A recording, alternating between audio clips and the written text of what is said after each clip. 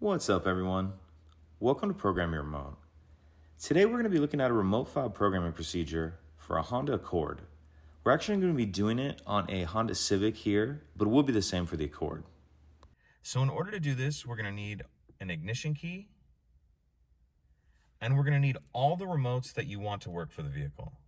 That includes any that already work, as they'll need to be reprogrammed in during this procedure. You can have up to 3 remotes programmed at one time. I'm going to be doing this demonstration with 2 remotes. As you can see, neither of these are programmed yet. And one thing I want to point out before we get started is where I'm going to be turning the ignition during the procedure, because I'm going to be doing it kind of quickly. I'm going to be turning from the off or the 0 position to the run or the 2 position. So we're going to be turning from 0 to 2 to 0.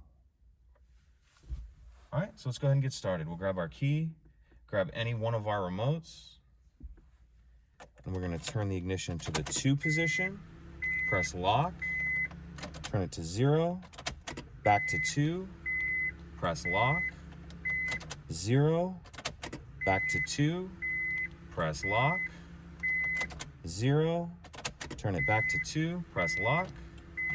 The door lock cycled, indicating the vehicle is now in programming mode. So we'll press lock on our first remote, grab our second remote, press the lock button.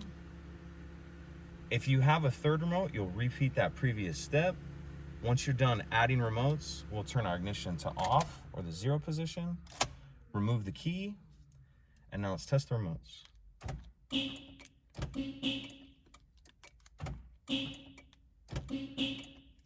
Those are working remotes.